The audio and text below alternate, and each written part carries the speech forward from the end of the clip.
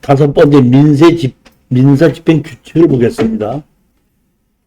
민사집행법이 있고 민사집행 규칙이 있는데 민사집행법은 우리가 보면 되는 거고 민사집행 규칙은 경매를 진행하는 집행관들에게 이렇게 하라 이런 내용입니다.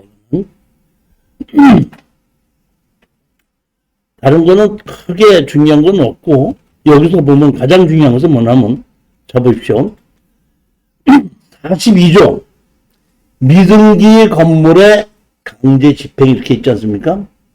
미등기 건물도 경매로 집어넣을 수 있다는 얘기입니다.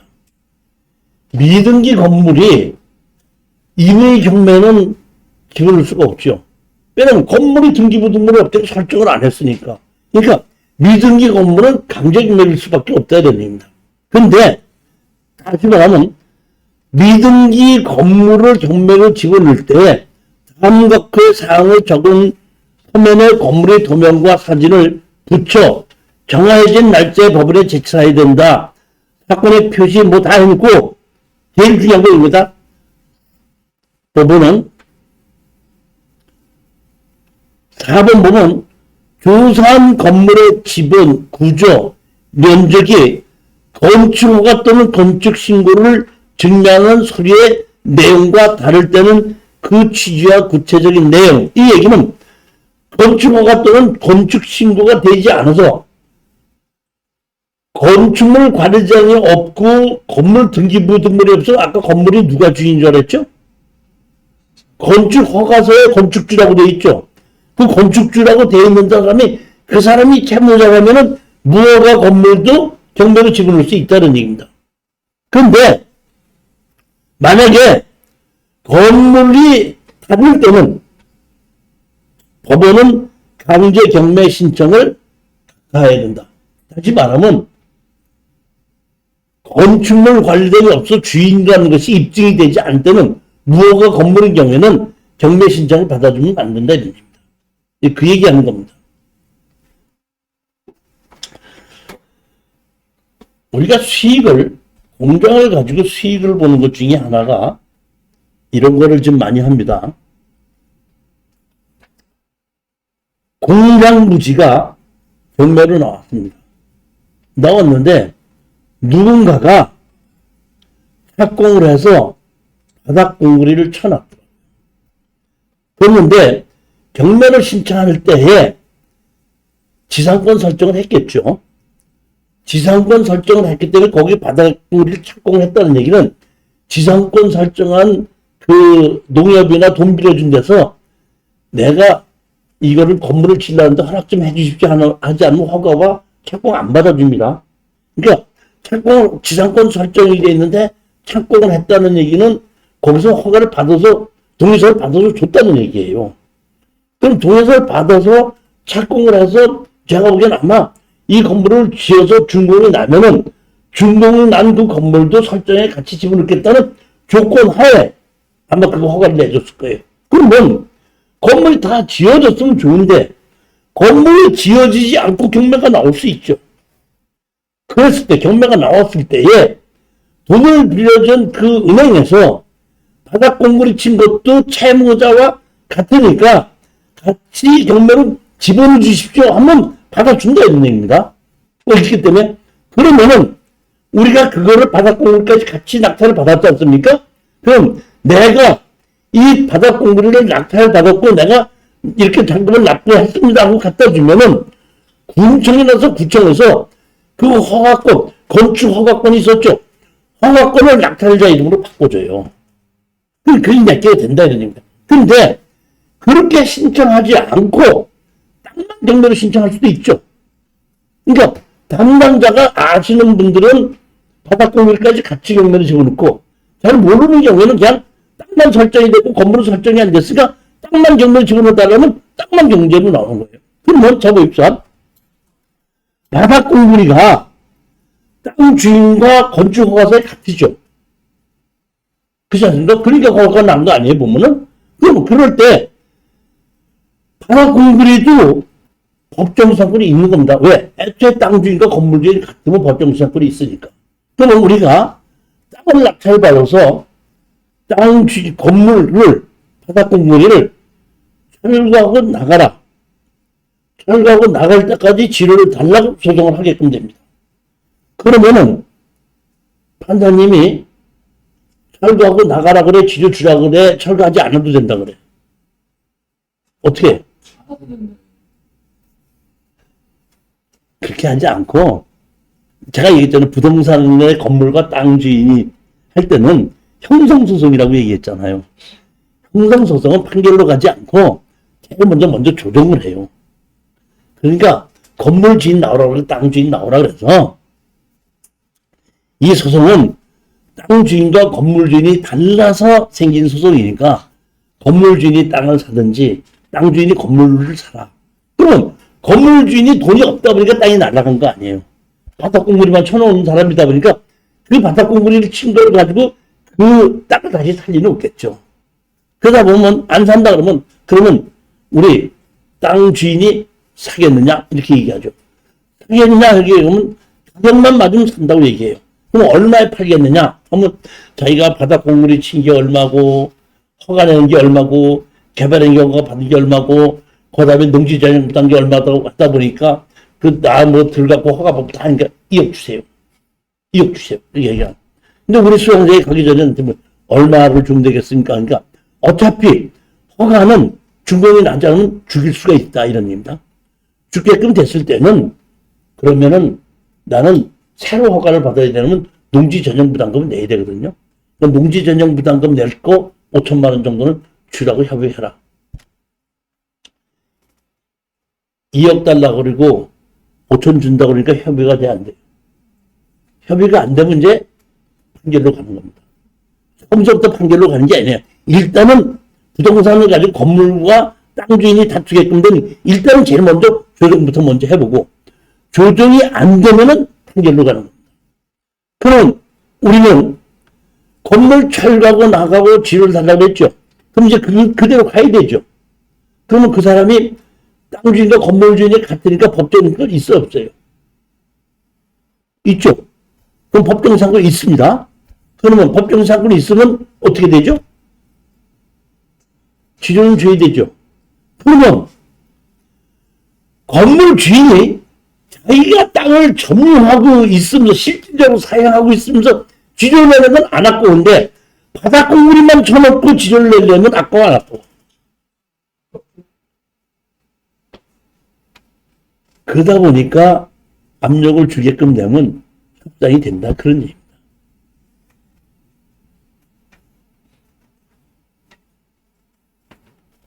제가 여기서 오늘 특강으로 대항력에 대해서 잠시 설명을 드릴게요. 잘 들으십시오 이거. 이게 특수경매할 때 이 대항력이라는 걸 제가 제일 보는 게 보면 땅 주인이 있고 건물 주인이 있죠. 땅 주인과 건물 주인이 서로 붙으면 누가 이겨요? 땅 주인이 이겨요. 법정 상권이 있다고 하면 그래도 지료는 내놔야 되죠.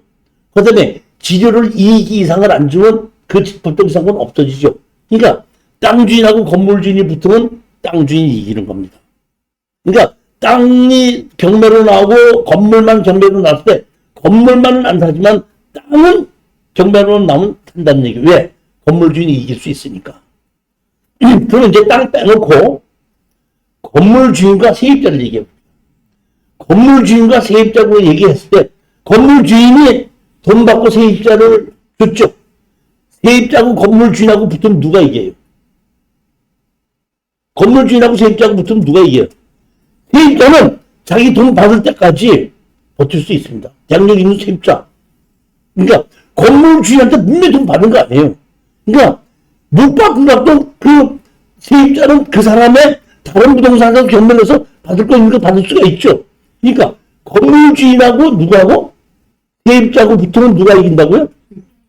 세입자가 이겨요. 자, 그럼 이제 세 번째입니다. 세입자하고 땅 주인하고 붙으면 누가 이겨요? 세입자하고 땅 주인하고 붙으면 누가 이겨요? 네? 누가 이겨요?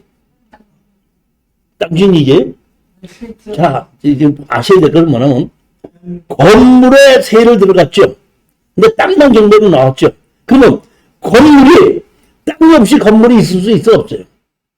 그렇기 때문에 항상 세입자는 땅에 대한 권리도 같이 취득한다고 되어 있습니다. 세입자는.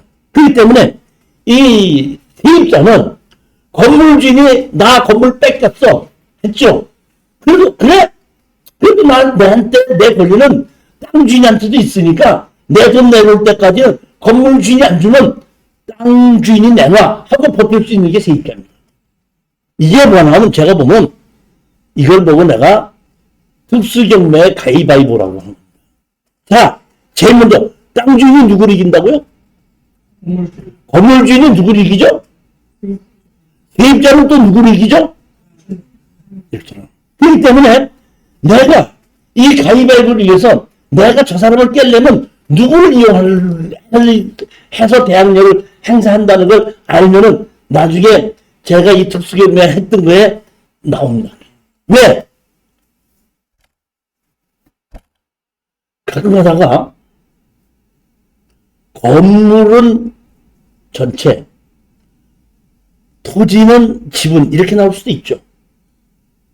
그러면 토지는 지분, 건물은 전체 나오게끔 되면은 땅 지분은 다른 사람이 갖고 있죠. 건물 주인으로서는 땅 주인한테 지죠. 그러니까 건물은 전체 땅 지분이 나오면 입찰 들어가요, 못 들어가요? 못 들어가죠. 그래 안 그래요? 못 들어가는 겁니다. 자, 근데 건물 주인은 세입자를 줄 수 있죠. 세입자를 내가 지분했어요. 그럼 세입자는 나한테 돈 받을 게 있죠. 근데 내가 나 못 줘 하고 불러버리고 그냥 다 팔아서 나누자. 나는 땅을 2분의 1 지분만 갖고 건물 전부 다 갖고 있는 거예요.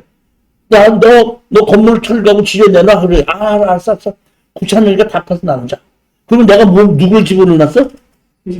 세입자 지분했죠. 세입자는 낙찰 날 때 내 돈 내놔 그러죠. 내가 세입자의 지분을 냈죠. 그럼 내가 실질적으로 진짜로 5천만 원 받고 지분했어. 기왕도 5천만 원 받은 걸로 해서 세입자 등록하고 계약서 써주고 확정일자 받았어. 그럼 누가 낙찰 받아도 땅 낙찰 받아도 그 돈 줘야 돼 안 줘야 돼?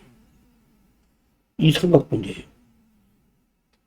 이거를 머릿속에다 넣고 있어야지 이 특수경매에 땅은 지분 건물 전체도 경매로 낙찰 받을 수가 있는.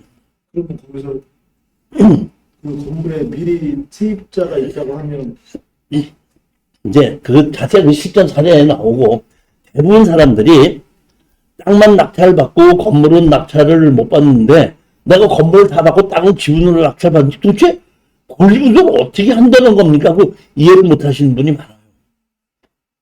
제가 이제 가끔 가다가 우리 추천 물건을 내가 해주거든요. 그분 와서 들으시지 않고 인터넷으로 듣는 분들은 따로 나한테 전화를 해.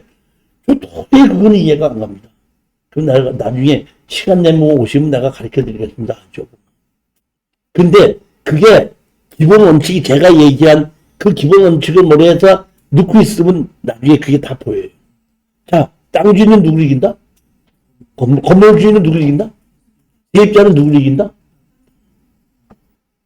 땅 주인한테다가 자기 세입자 보증금을 땅만 경매로 받은 사람한테도 나 전세 보증금 땅 주인 사람도 내놔 하고 버틸 수 있다는 겁니다. 그게 임대차 보호법에 나와 있는 겁니다. 철거 판결이 나도 그냥 버틸 수 있는. 철거 난 거는 못 버티는 거죠. 철거 나기 전에 딱 낙찰 받자마자 제일 먼저 그것부터 먼저 건물 주인이니까 바로 세놓을 수 있잖아요. 내 건물인데 땅은 지분이지만 건물은 내 건데 내가 누구 세를 못 나? 내가 원래 딱 건물 낙찰 받자마자 선생님 전세 들어오세요. 계약서 쓰세요. 계약서 쓰고 가서 확정일자 받으세요. 근데 건물 내 건데 내가 자금 내자. 땅 만들어 놓고 나면 그 다음엔 땅 주인이 누가 낙찰 받더라도 못하는 겁니다.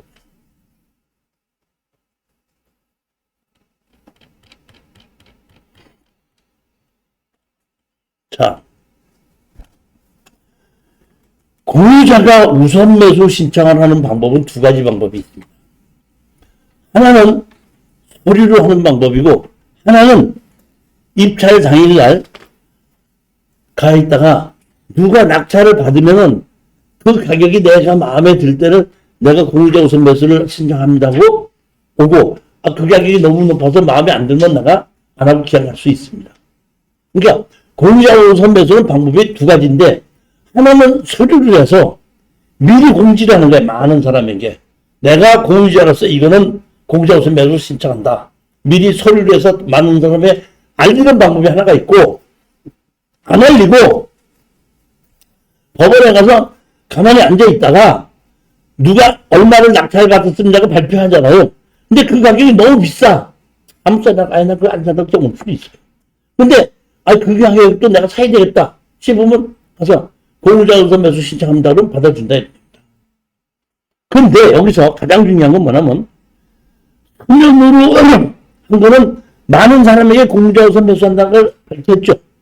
그럼 밝혀놓고 갔는데 낙찰자가 없다 이런 얘기입니다. 낙찰자가 없으면은 이 공유자 우선 매수 신청하는데 그냥 집에 가는데, 서류로 신청한 사람은 그러면 안 된다 이런 얘기예요. 서류로 신청해서 밝혔으면은 그날 경매가 진행되고 공유자가 입찰 나가 없으니까 아예 발표도 안 하는 거 아니에요. 낙찰자가 없으니까. 아무것도 발표 안 하잖아요. 그러면 지금 막 가만히 기다리면 끝나잖아요.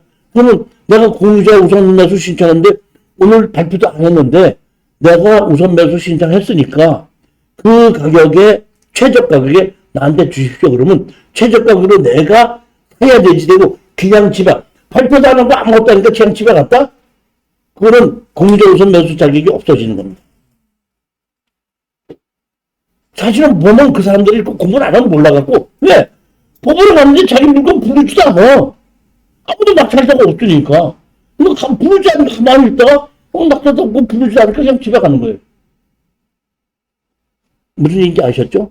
그렇기 때문에 서류로 공유자 우선 매수 신청했을 때는 그 사람이 몇 월 며칠일 날 신청했나 보고, 그 우선 매수권이 유효한지 취소가 됐는지, 이미 한번 사용 된지를 날짜를 보고, 이 공유자는 권한이 없어졌구나 이렇게 할 수 있습니다.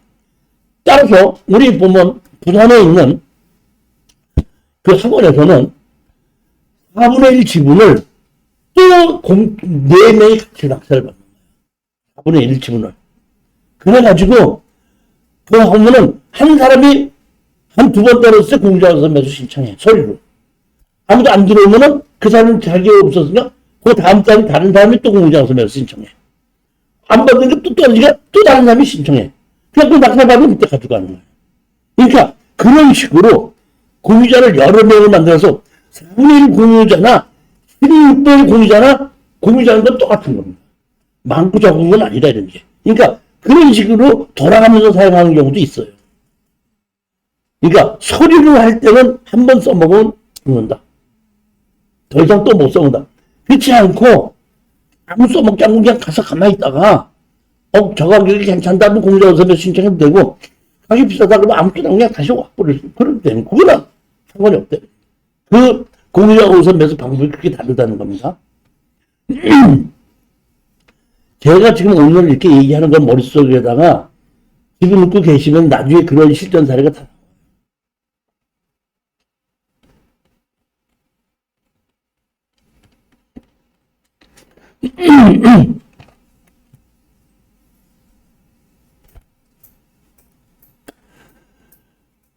법이라는 것이 있는데, 법이 강제 규정이 있고 임의 규정이 있습니다. 제가 공개 강의 때 평택에 가처분 하는 곳이 있었죠. 선순위 가처분을 제가 말씀을 시켰지 않습니까? 그게 뭐냐면은 평택이 토지거래 허가지역이 됐어요. 근데 그 사람들이 실질적으로 매매를 하긴 했는데 허가를 받지 않았기 때문에 등기를 할 수가 없었거든요. 사실 돈 주고 산 건 맞다 이런 게. 그리고 가처분을 해놓은 거예요. 그렇지만 여기서 아셔야 할 것은 강행 규정이 있고 임의 규정인데, 강행 규정은 당사자들끼리 합의했다 그래도 그 계약 자체가 무효예요. 예를 들자면은 우리 주택임대차보호법이 있지 않습니까? 주택임대차보호법에 뭐라고 나와 있냐면은 임차인과 임대인은 무조건 2년 이상 계약을 해야 된다 이렇게 돼 있었죠. 그게 이제 있는데 이 주택임대차법도 강행 규정이거든요. 근데 이렇게 얘기해서 주인이 이렇게 얘기하는 거예요. 원래 전세가 월세가 한 1,000만 원에 50만 원 내는 건데 1년 있으면 우리 아들이 오니까 내가 500만 원에 20만 원만 받을게. 그 대신 1년으로 계약하는 조건이야. 그 대신 내가 싸게 주잖아. 오케이, 싸게 때려. 1년 있다 나가. 못 나가. 해도 그런 계약 자체가 무효해. 그러니까 그 가격에 그냥 그대로 2년 그대로 있어야 되는 거야. 아무리 당사자들끼리 합의했다고 해도 안 된다 이런 얘기입니다. 임의 규정은 당사자들끼리 합의한 그대로 따라가는 겁니다. 그러니까 법에 보면 맨 마지막에 이 규정은 강행 규정이다. 이건 임의 규정이다. 이렇게 되어 있기 때문에 강행 규정인 경우에는 당사자들끼리 합의해도 안 된다.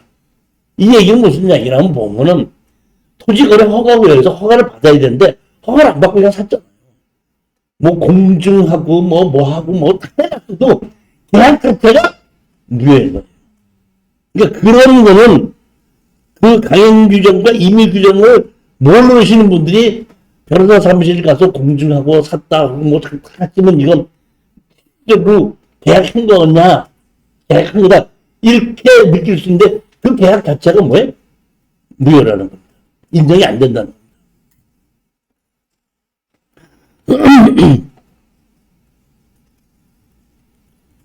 어떤 부동산을 우리가 사게끔 되면 인수와 소멸이 있습니다. 등기부 등본을 보면 제일 먼저 인수와 소멸을 하기 위해서는 기준권리부터 찾죠. 기준권리가 뭐죠? 가장 앞선 압류, 가압류 설정이 기준권리입니다. 그렇기 때문에 그 기준권리보다 앞선 권리는 인수고 후에 권리는 소멸인데 앞선 권리가 있다고 하더라도 배당으로 받아가는 앞선 권리는 소멸입니다. 예를 들어서 어떤 사람이 뭐 할까봐 팔지 못하게끔 하고 가처분 선순위 가처분 해놓고 너만 위자료 내놔. 그럼 위자료 줘. 안 줘? 알았어. 그럼 경매 집어넣고 경매를 집어넣는데 누가 집어넣냐면 선순위 가처분권자가 집어넣는 거예요. 그러니까 가처분자가 집어넣어서 배당으로 받아가잖아요. 그 가처분은 선순위가 있다고 하더라도 소멸이라는 얘기입니다. 자기가 이루어가는 거예요. 그 다음에 인수와 소멸은 서류상의 인수와 소멸도 있지만 현황에 있어서 인수와 소멸이 있기 때문에 현황에 있어서 인수와 소멸도 별도로 권리 분석을 따로 또 해봐야 된다는 거예요.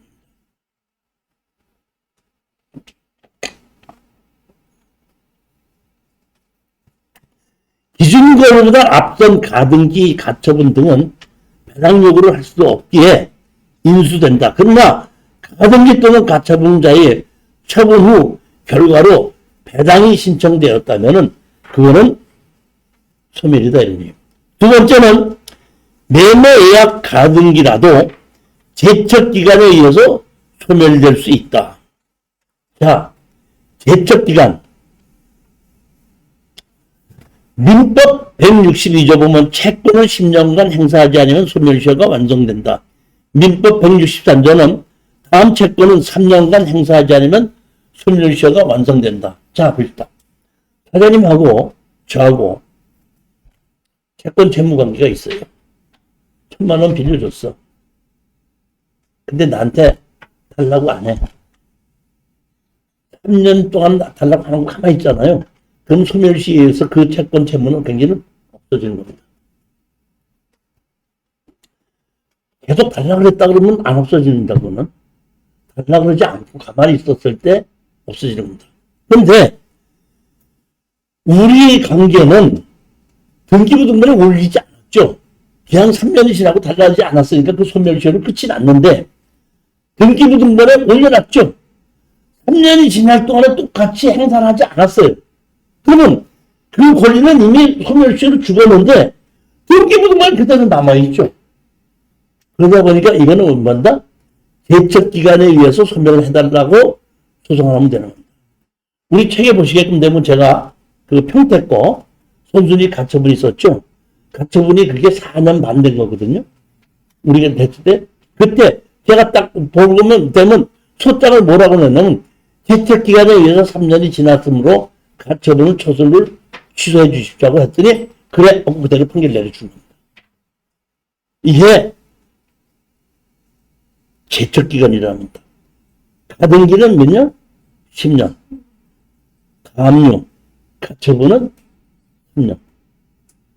홍준이가 있다고 하더라도 이 제척기간에 의해서 우리는 소멸을 시킬 수 있다는 겁니다.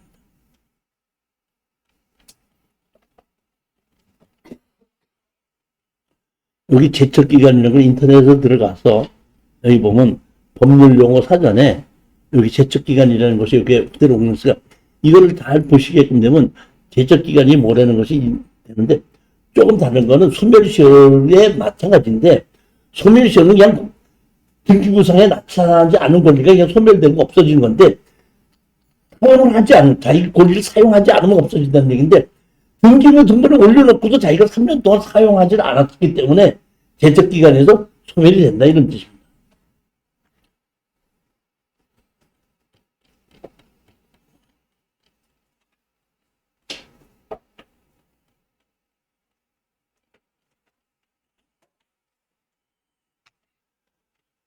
부동산의 취득은 점유를 해야지 완성이 되는 겁니다. 대부분은 허가를 받고 잔금을 냈으면은 이제 내 부동산이다 이렇게 생각하는데 내 부동산 아직 아닙니다. 일반 매매인 경우에는 잔금 내고 내가 나가고 내가 명도를 받았으니까 내게 되는 게 맞지만은 경매에서는 잔금을 냈더라도 명도에서 점유권을 내가 차지 못하면 아직 내 부동산이 아니라는 걸 아셔야 됩니다.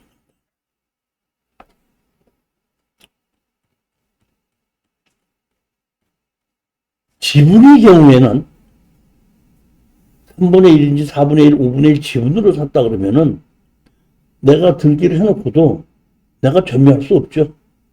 이거 처음부터 점유를 못하는 겁니다. 점유를 못하니까 내가 점유할 생각을 하지 않고 둘 중에 하나입니다. 현재 점유하고 있는 사람한테 내 지분을 사겠다면 팔고 나오면 되는 거예요. 가격만 맞춰서. 안 사겠다 그러면 상대편이 주인으로 사고 점유하고 있는 것을 못하게끔 어떻게 한다? 가져버린. 너도 안 갖고 나도 안 갖고 제3자한테 넘겨주자. 그러니까 나한테 이득이 오는 것이 아니라 너도 나한테 안 하면 너도 못 갖게 갔던 심술보가 지분입니다.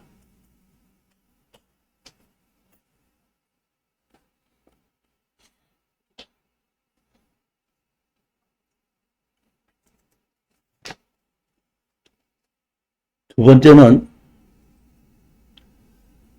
토지만 매각, 건물 매각 죄입니다. 이 토지만 매각, 건물 매각 죄에는 여러 가지가 많아요. 무허가 건물도 있을 수 있고 건축물 관리대장이 있는데 현존하는 건물과 건축물 관리대장이 다를 때도 있고 처음서부터 건물 주인이 다를 때도 있고 건물을 무허가로 정해서 등기를 안 올렸을 때도 있고 애초부터 무허가로 만드는 것이 있기 때문에 건물 매각죄, 토지만 매각죄에는 어떤 식으로 이거는 해결할 수 있다는 것을 단도직입적으로 얘기를 할 수는 없고 상황에 따라서 다 다를 수가 있거든요.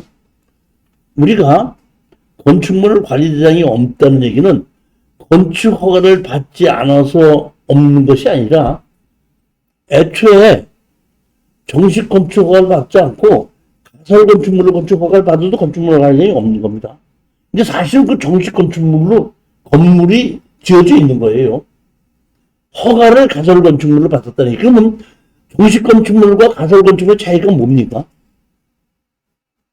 가설 건축물은 철근 콘크리트를 못 짓는다는 거고 등기부 등본을 안 해준다는 건데 법규에 다 맞아야 돼요.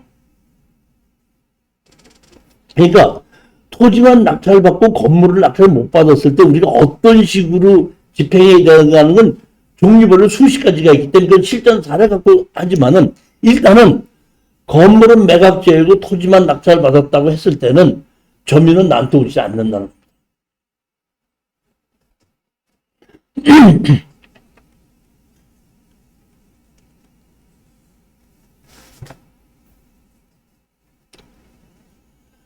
세 번째는 대항력 있는 전입자가 배당을 신청하지 않는 경우예요. 그러면 대항력이 있기 때문에 인도 명령을 받아주질 않습니다. 그러니까 내가 낙찰을 받아도 그거를 내가 점유를 할 수가 없거든요. 인도 명령을 받아주지 않으니까.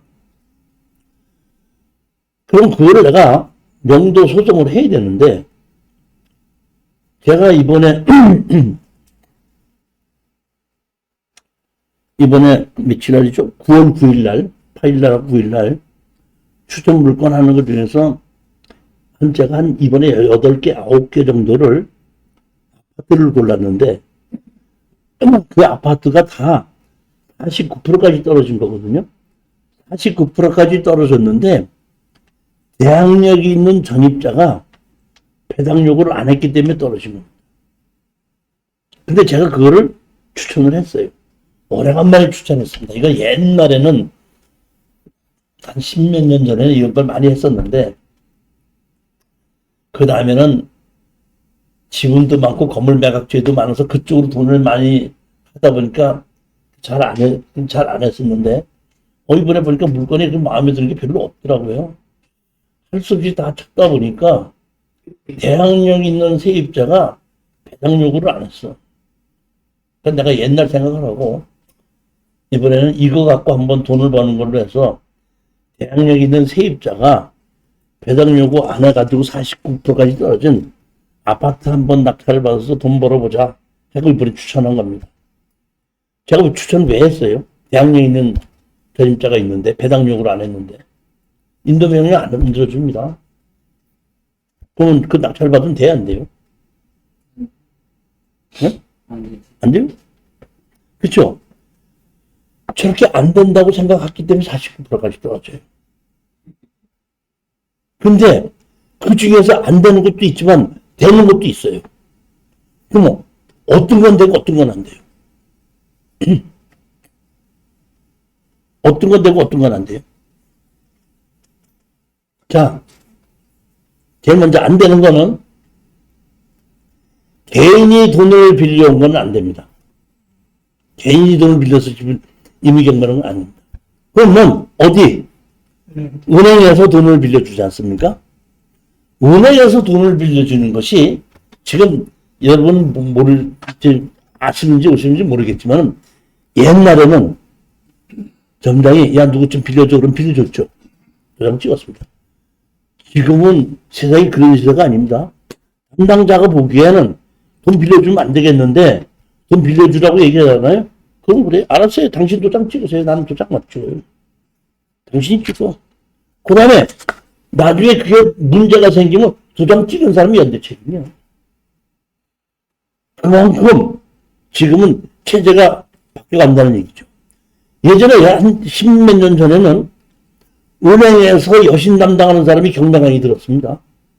그런 적이 있어요. 왜 그런다고 봤더니 그 돈을 빌려줄 때 뭘 조심해야 되는지 알아야 되기 때문에 그 와서 경매 강의 듣고 우리 강의 듣는 사람 중에서 제일 많은 게 여신 하는 것 중에 좀 꼬들 많은 게 태업 하시는 분 우리 강의 듣는 사람 많아요. 제 강의 듣는 사람. 왜 사채업을 하는 사람들은 이 특수경매 강의 반드시 들어야 되는데 사채로 돈을 빌리는 사람들은 일반 좋은 물건은 은행에서 돈을 빌려주기 때문에 사채로 안 가요. 사채는 지분이든지 뭐 건물 매각주든지 희한한 물건을 가지고 가거든요. 그럼 그 사람들이 돈을 빌려줬을 때 내가 회수를 할 수 있는 방법을 알아야 되기 때문에 사채를 가지고 하시는 분은 내 강의 많이 들어요. 자, 그러면 정상적으로 대출 업무를 보는 사람이 어떤 집을 가지고 와서 대출을 해 주십시오. 그러죠. 그러면 거기에 전입자가 누가 있는지를 띄우라 그러죠. 띄우라 그래? 안 띄우? 띄우라고. 안 띄우고 돈 빌려주는 사람이 있어요? 대학로에 있는 세입자가 있었는데, 그러면 띄워보면은 거기에 전입자가 있는 거예요. 그러면 이 전입자가 누구냐고 물어보죠. 네, 누구누구 되는데, 이 사람은 그 세입자는 아닙니다. 그냥 거주하고 있는 사람이다. 그래? 그럼 당신 각서 쓰세요. 돈 빌려주기 각서 쓰세요. 그럼 내가 주인이 누구누구가 전입자가 있는데 이 사람은 세입자가 아니고 무상으로 거주하는 누구누구입니다. 하고 각서를 쓰면은 돈 빌려준다 이런 얘기예요. 자, 그랬는데 경매로 집어넣어서 권리 분석해 보면 감정가사가 봤더니 전입자가 있죠. 근데 그 사람이 배당 요구 안 했어요. 배당 요구를 안 한 거야, 못 한 거야? 못 한 거죠. 자기 돈 받을 게 없으니까. 못 한 거지만, 손해보는 뭐가 있어? 대항력이 있는 겁니다. 그러니까, 대항력은 전입자지, 세입자는 아닌데, 우리 경매를 하는 사람의 입장에서 보면, 대항력 있는 전입자인지 세입자인지 구별을 못 하는 겁니다. 그런데, 돈을 빌려준 담당자는 이 사람이 대항력 있는 세입자인지 전입자인지 아무 몰라. 그러면은 내가 전화로 물어봐서 거기 전입자가 있는데 왜 돈 빌려줬어요? 그러면 그 사람 뭐 이렇게 각서 쓴다고 가르쳐줘요? 지금 개인 비밀보호법에서 그 말을 잘못하면 큰일 납니다. 그러니까 전화로 물어보는 거 하지 않고 저 같은 경우는 찾아가서 이렇게 경매를 이렇게 나왔던데 이게 어떻게 이렇게 돈을 빌려줬대요. 이거 혹시 이게 세입자가인지 모르겠습니다. 그러면 10명을 물어보면 1명 정도는 그 사람 각서 제출했습니다. 세입자 아니고 제출했습니다. 이렇게 한 사람은 10명 물어보면 1명 정도는 있어요. 근데 나머지 8명 정도는 뭐라고 얘기하냐면 그렇게 딱 얘기 안 하고 그럼 우리가 돈 빌려줄 때 그런 것도 안 보고 빌려줬겠습니까? 돌려서 얘기하는 거죠. 예전에는 사실은 이 특수경매, 하지만 건물매각제 지분매각에 대해서 내가 이해하기 전에는 그런 걸 많이 들어가서 담당자한테 물어보고 그런 정도 얘기하면 입찰 들어가서 세입자가 아니니까 나가라. 이렇게 하면은 그냥 다 나갔거든요. 지금도 가만히 보니까 그런 게 꽤 있더라고. 그래서 이번에 내가 정식으로 은행에서 돈을 빌려줬는데 전입자가 있긴 있는데 배당 요구를 하지 않은 거 몇 개를 골라서 그렇다고 무조건 들어가면 안 되고 조금 시간을 내서 그 여신 담당자가 다 있거든요. 그 경매하고 다 있기 때문에 그쪽으로 시간 내서 한번 알아봐 보면은 그러면은 뭐 그 사람이 세입자인지 전입자인지 확인이 되면 입찰에 들어갈 수가 있죠.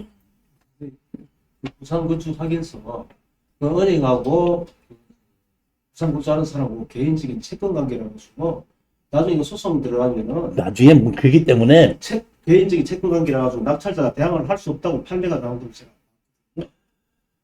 그 이제 내용을 다시 더 정확하게 이제 봐야지 알겠지만은 아니 그게 아니라 그게 아니라 아니 제출한 것 자체가 예. 세입자가 아니고 무상이라는 것으로 제출했죠. 은행에서 그 경매 법원에다가 결정에다가 제출하면 상관없는데 제출 안 한 상태에서 내가 알았다. 아니 그럼 내가 알았는데 그 사람이 나한테다가 돈을 달랠 게 없잖아요. 우리가 소송을 하는 거야. 보면 명도 소송하는 거야. 네가 정식으로 세입을 들어오고 했다 그러면 내가 부산건축은 은행이 갖고 있다. 좀 치더라도 인정을 안 한다. 아니 본 적이 있어가지고 아니 잠깐만 네, 정확하게 아니 그게 아니고 똑같은 사례를 갖고도 청구 취지와 요령에 따라서 지고 이기고 하는 거거든요. 그러니까 우리 이제 조금 이따 나온 게 알겠지만 네가 우리 여기 조금 있어보면 실제 사례 나옵니다. 가짜 계약서를 가지고 6억을 만들어서 제출했단 말이에요. 그리고 배당 요구를 했고, 그 다음에 사업자 등록증을 만들었어요. 내가 낙찰을 받고 명도 안 해주는 것 같아, 있다 보니까. 내가 얘기했어. 오케이. 6억 했다 그러면은 내 6억을 언제 어떻게 했는지 입증을 해서 제출해라. 그리고 내가 세무서에다가 이 입증 자료를 세무서에다가 현실조회를 신청하겠다. 네 받을 게 있느냐 없냐 하고 소장 들어가니까 뭐라고 연락이 왔냐면 명도해 드릴 테니까 그냥 소송 취하해 주십시오. 판결을 받고 이 판결을 받을 때까지 가는 것은 뭔가 잘못한 거예요. 판결까지 가면은 그거는 진 거야. 판결까지 가지 않고 이 정도 네가 이렇게 나올 건데 네가 협상할래 안 할래? 오케이. 네가 그렇게 나온다고 아니 나 진짜 뭐 해줘? 아, 명도만 해주면 돼. 나 그럼 저 바로 취해. 오케이 그럼 그렇게 합시다. 바로 가는 겁니다. 이게 그러니까 내가 지금 많은 걸 봤을 때 판결을 받아서 철거해라 지료 내놔서 판결문 받았을 때까지 갔을 때는 돈 버는 게 없습니다. 언제 벌었냐면 판결문을 소송을 내든지 판결 받기 전에 합의를 했을 때는 돈을 법니다. 근데 판결문 받아서 이겼다고 해서 돈 버는 건 아니다. 이길 거를 생각하지 말고 협상을 해야 되는데 가장 중요한 것은 우리가 협상을 해서 해야 되기 때문에 또 하나 중요한 것은 권리분석할 때 우리가 특수경매 권리분석 가장 중요한 것은 마른 수건은 아무리 짜봐야 국물 하나가 안 나오거든요. 절대로 법적 상관이 없고 뭐 아무것도 없어도 나가 상대해야 될 사람이 경제적인 능력이 부족한 사람이라 그러면 손 안 대는 겁니다. 이기는 게 아니라 이기는 게 하나만 우리가 돼도 손 안 대는 겁니다. 제 경험에 의하면 법정 지상권이 있는 건물의 땅 주인인데 그 사람이 경제적인 능력이 있으면 70%까지 떨어진 거를 80%에 들어가도 돈 나와요. 경제적인 능력이 있을 때. 그러니까 권리분석을 내가 상대해야 될 사람이 협상해야 될 사람이 얼만큼 경제적인 능력이 있느냐를 권리분석에 반드시 확인해야 됩니다. 그거 확인하지 않으면 실패합니다. 이기는 게 중요하지 않다는 겁니다. 협상을 해야 되고 협상을 할 능력이 있어야 된다.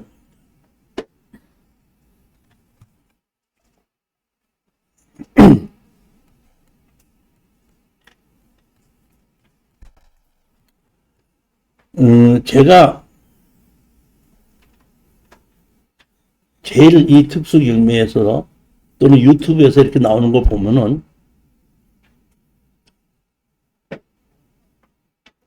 한 번 해보고 모두 다 그렇게 생각하는 거는 잘못됩니다.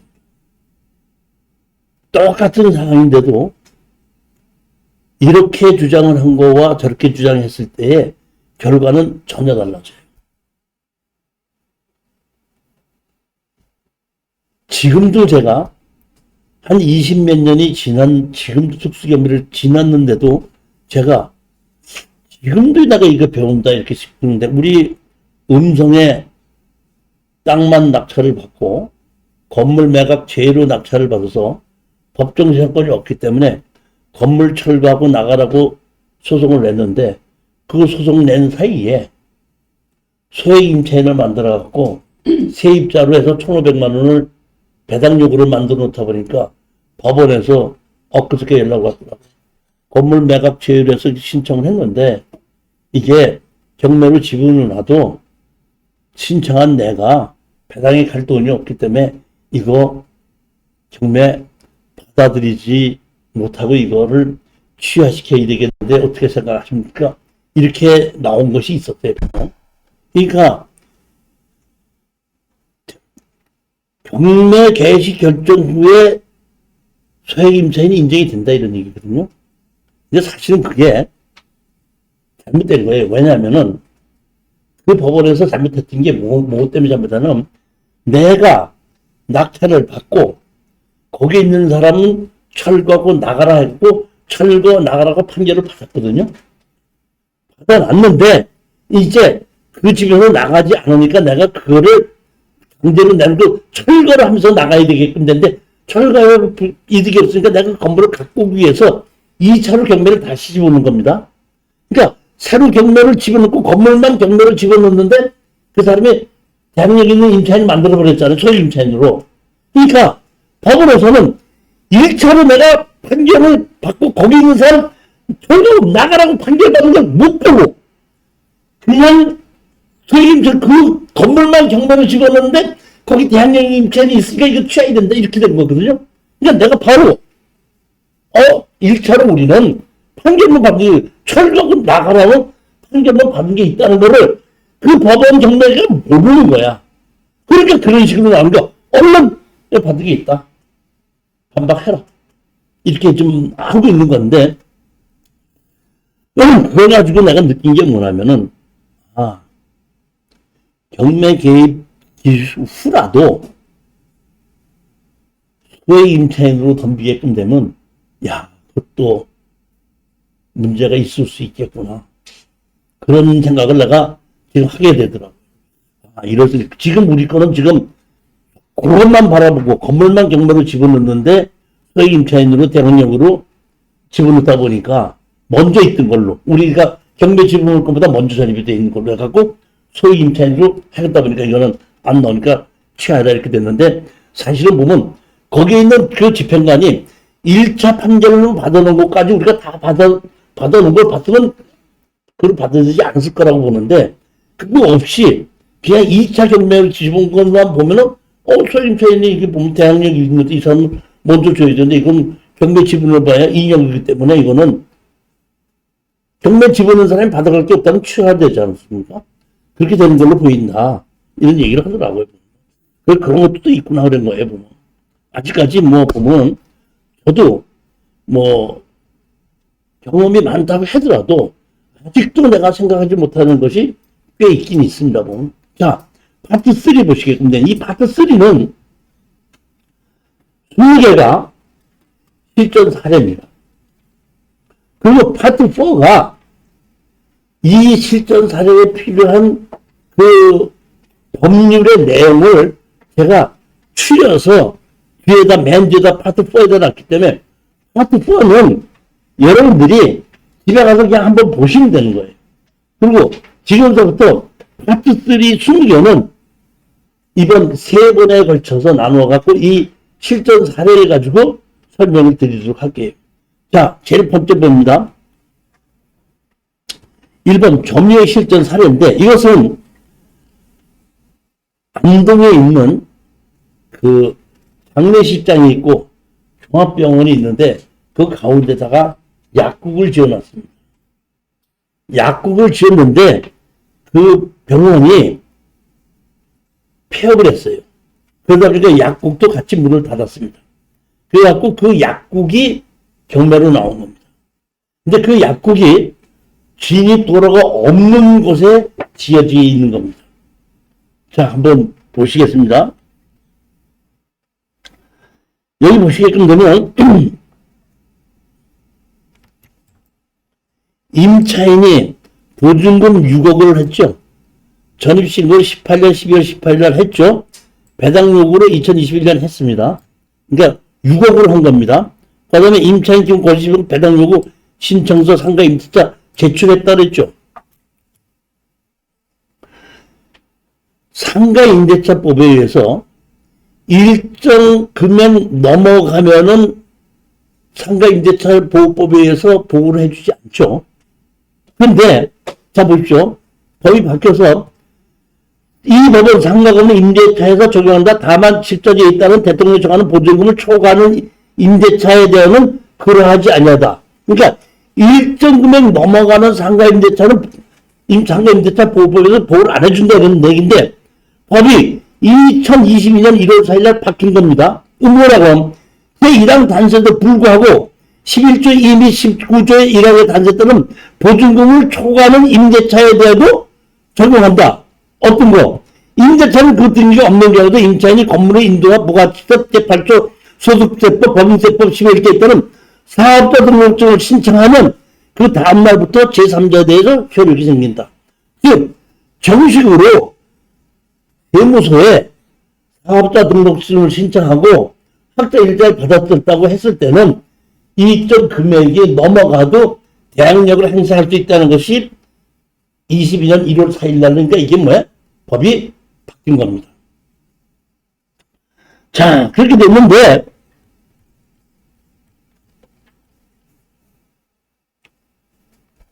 2021년 205 해갖고, 여기에 하동군 두곡리에 있는 상가가 토지면적이 55평이 토지 건물 일괄 매각으로 나왔습니다. 나오니까 감정가 4,400인데 누가 4,660을 썼죠? 근데 허가가 났는데 미납했습니다. 다시 신권으로 시작해서 다시 나왔습니다. 다시 나오는데 3,100만 원이 나왔죠. 3,100만 원이 나오는데 허가 났죠. 허가 났는데 미납을 했죠. 미납을 했는데 이게 3차에서 계속 시작했죠. 이 얘기는 낙찰자가 잘못했다는 얘기고 맨 처음에 거는 경매 진행이 잘못됐다는 겁니다. 어떤 보면 그런 거예요. 근데 이건 신권을 받았기 때문에 뭐 떨어지는 것을 갖는 건지 뭔지는 모르겠지만은 하여튼 봤을 때는 그렇다 이런 얘기입니다. 그러면 5차까지 떨어져가지고 얼마까지 떨어졌죠? 1,824만 2천 원까지 떨어진 거를 우리 수강생한테 내가 추천을 해서 1,888만 8,800원에 단독으로 낙찰을 받은 겁니다. 낙찰을 받고 여기 보면 대항력 있는 걸로 나오고 여기 뭐 있는데 여기 보면 대항력 없는 걸로 나왔죠. 여기 대항력 없는 걸로 나왔는데 여기 보면 한산 보증금 초과로 인해서 대항력 아님 했는데 이거는 제가 보기에는 권리 분석 잘못한 겁니다. 왜냐하면 여기는 사업자 등록증을 만들어 놓고 계약서를 제출했습니다. 자, 여기 미납을 2번 했죠. 우리 낙찰받은 수강생이 잔금을 하러 갔습니다. 갔더니 법원 경매기에 있는 담당자가 이거 6억이 임대차에 사업자 등록증을 내놓고 받았기 때문에 6억에 대항력이 있는데 이거 6억 물어줘야 되지 안 됩니다. 이렇게 얘기했는데 나한테 전화가 왔어. 잔금 내도 되겠느냐. 제가 이걸 봤을 때 1,800만 원이기 때문에 만약에 내가 실수했다면 내가 1,800만 원, 2,000만 원 물어주겠다는 마음으로 그랬습니다. 냈어요. 내고 인도명령 신청했습니다. 인도명령 신청했더니 대항력 있는 임차인이 있기 때문에 인도명령 못 해준다. 해갖고 안 된대요 하고 놔둔 겁니다. 내용은 그런 건데 이 물건에 대해서 잠시 설명하게끔 되면 이 땅인데 지금 보면 도로가 없죠. 도로가 없습니다. 도로가 없는데 건축허가 났죠. 여기 보면 차 그러면 자동차 주차장이라는 뜻입니다.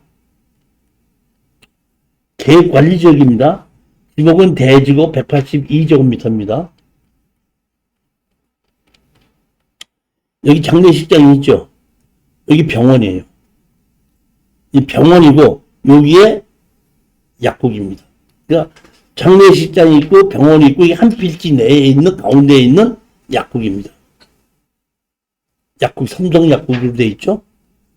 약국입니다. 여기 앞에 주차장을 이렇게 세워놨죠. 주인이 박영 누구였었는데 김연 누구로 변경이 돼서 팔았죠. 건물은 한번 바뀐 겁니다. 주인이 건물 짓고. 자, 그러면 건축물 현황도를 한번 보겠습니다.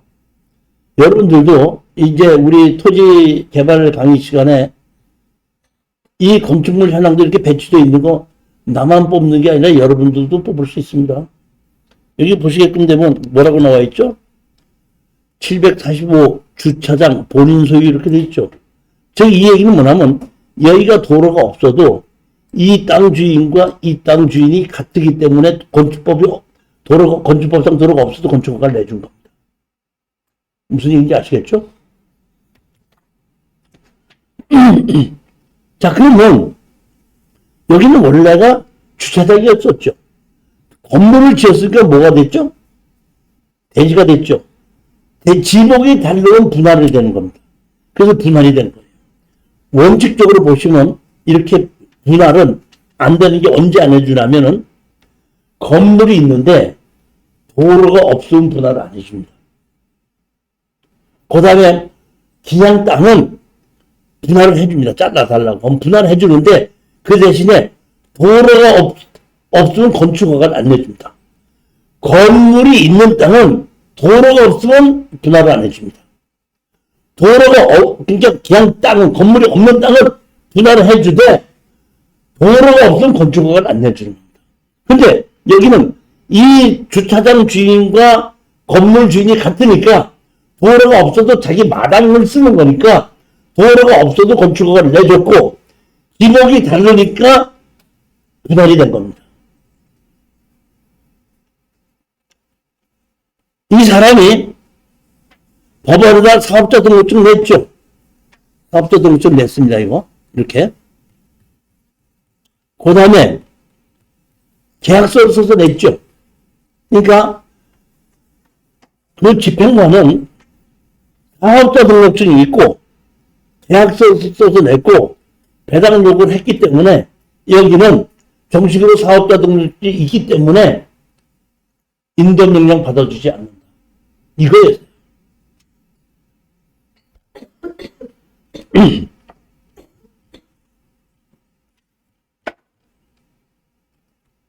배당 요구 했죠. 배당 요구까지 했습니다. 이게 이제 인도명령 했을 때 인도명령 왜 안 해주느냐 했더니 이 서류를 준 겁니다. 이렇게 됐기 때문에 이걸 인도명령 받지 못한다고 이렇게 우리 인도명령 자체를 지각해버린 겁니다.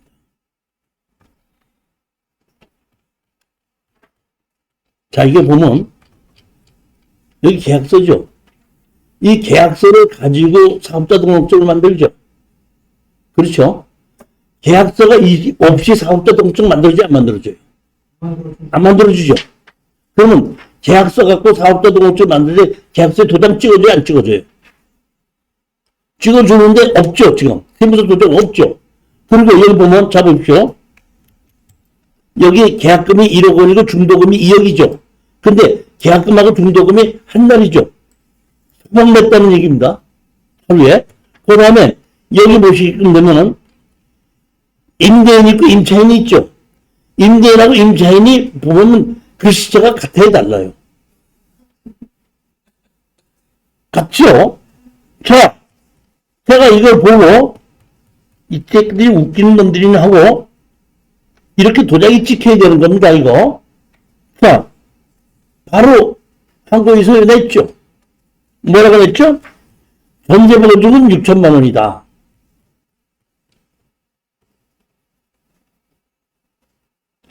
권리신고와 계약서에 사업자 등록증이 첨부되어 있는 바 경매 개시 이후 급조하여 허위로 계약서를 만든 것이 아닌지 강하게 의심된다.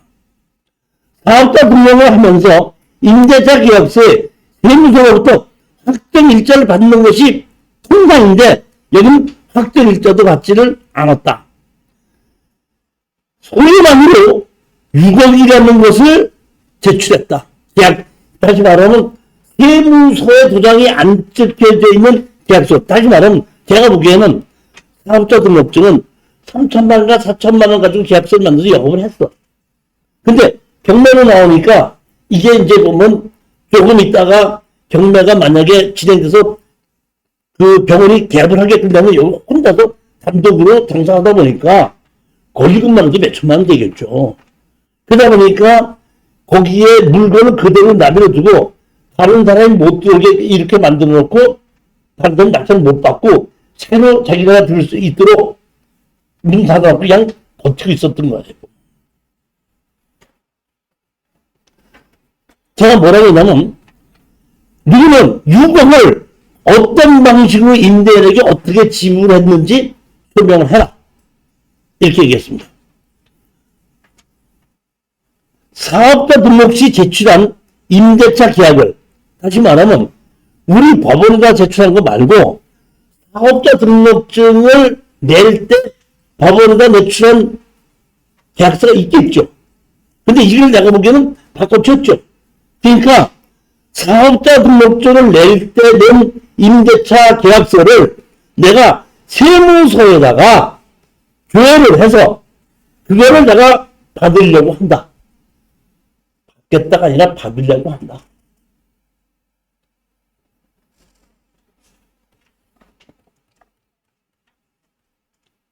사실조회 신청서. 실제 얼마인지, 폐업신고를 했는지, 세무서에다가 사실조회 신청서 하겠다. 이렇게 해서 들어가니까 연락이 왔어요. 물건 몇 월 며칠 날까지 다 빼주고 명도해 줄 테니까 소취해 주십시오. 2개월 내에 명도하면 돼. 오케이! 언제 갈까? 언제 와? 거기 갔더니 다 빼주시고 열쇠 딱 내주는 거. 내주니까 바로 동네에다 줘가지고 1,800 주고 낙찰 받아가지고 2천만 원에 월세 30만 원 주고 내가 2, 3년만 기다렸어. 장례식장만 상대로 장사하고 기다리고 있다가 거기 조만간 그 병원이 경매가 개시돼갖고 한 2, 3년 후에 대시게끔 되면 약국에다 세를 주게끔 되면은 몇 천만 원 이상 더 받을 수 있고 월세도 몇 백만 원 받을 수 있을 테니까 한 2, 3년만 기다려라. 2, 3년 기다려도 지금 1,800 주고 낙찰, 1,900 주고 낙찰을 받아서 2천만 원을 지금 30만 원 주면 2년, 3년 기다려도 돼, 안 돼? 이런 것이 우리가 특수경매에서 투자하는 것 중에 하나가 이런 거예요. 가장 이런 것이 기본이라 이럽니다. 다른 사람들은, 자 보십시오. 다른 사람들은 뭐라 했죠? 이게 6억을 내놔야 계약력이 있어. 그러니까 장금 안 냈죠. 장금 안 냈잖아요. 우린 냈잖아요. 저보고 그렇게 모험을 하시면 됩니까? 이렇게 얘기 생각하지 않아요? 근데 경매에서 낙찰을 받기 전에 계약서를 사전에 다 입수. 아니, 못했죠. 근데 어떻게 아니, 나는 이게 6억짜리가 안 된다는 거는 이게 뻔하고. 폭박으로 느끼고. 아니, 그래. 이거는 안 된다. 딱 보면 되는데, 근데 내가 뭐냐면, 1,800 정도니까, 아이, 내가 뭐 손에 내가 2천만 원 물어줄 테니까 밀어붙여. 그런 거예요. 이게 다시 말하면, 왜 자신들은 그렇게 하십니까? 이렇게 얘기하면 내가 뭐라고 답변하면 이렇게 답변을 해요. 비행기 타다가 떨어지면 죽어, 안 죽어? 그래도 비행기 타, 안 타? 왜? 확률이 너무 적기 때문에. 그러니까 너무 적은 확률이 적고 걱정을 하면은 세상을 어떻게 살아가냐, 이런 얘기야. 99% 정도, 98% 정도의 확률만 있어도 밀어붙여 보는 것이 우리 특수경매고, 생각지 못한 일이 일어났을 때 같이 일어나서 또 해결하면 또 해결이 되더라, 이런 얘기예요. 그렇기 때문에 너무 심각하게 생각하지 말고 편하게 생각하는데, 이건 여기까지 오는데 끝맛을 많이 봤어요. 많이 봤어요. 그래서 내가 이제는 쓴맛을 안 볼 만큼 알만하니까 나이가 먹었더라. 내가 10년 전에만 이 정도 실력이 됐어도 내가 이렇게 강의하려고 애 안 써도 돼. 진짜로. 잘못했네. 이제는 내가 그냥 내가 알던 거 그냥 가르쳐주고 나 이제 은퇴해야지. 이런 마음으로 해서 내가 제 그동안 한 20몇 년 동안 알았던 거 다 정리해서 이 책에다 만들어 놓고, 이 책에도 나온 거 있지만은 다음 책, 다음 책에도 보면 희한한 물건 많이 많아요. 진짜 일반인들이 생각하지 못했던 희한하게 이럴 수도 있고 이럴 수도 있고 이럴 수도 있고 하는 것이 많이 나오는 것이 있는데, 아마 이거를 다 어느 정도 띄고 머릿속에 넣어놓고 있으면 그 다음서부터는 제가 추천해주는 물건이 머릿속에 이건 내가 낙찰받으면 어떻게 해결하겠다, 어떻게 해결하겠다는 것이 머릿속에 들어오거든요. 너무 서두르지 마세요. 한두 달 정도는 내 추천하는 물건을 가지고 막 들으려고 하지 말고, 이 추천 물건을 한 걸 가지고 어느 정도 익히기 시작하고, 제가 얘기하는 게 무슨 소리인지 알아들을 정도쯤 됐을 때, 지금 사장 같은 경우는 내가 뭐 경험이 많이 있으신 분이니까 금방금방 알아들을 수 있을 거야. 그럴 때는 뭐 빨리 좀 해도 되지만은 아직까지 그렇게 많은 경험이 아닌 사람은 서두르지 말고 한 1, 2개월에서 2, 3개월을 기다리면서 실전 사례를 한 200여 개를 내가 해주는 걸 다 들어봐요. 그러고 나면 그때부터 물건이 돈이 되는 물건이 보이기 시작합니다. 당연히. 그리고 얼마에 입찰 들어가야 된다는 가격도 머릿속에 자연히 들어오게끔 됩니다. 저한테다가 얼마에 입찰 들어가야 될까요? 하고 물어보시는 분은 아직 이해를 못한 거예요. 그렇기 때문에 얼마에 들어가야 되냐고 물어봐요.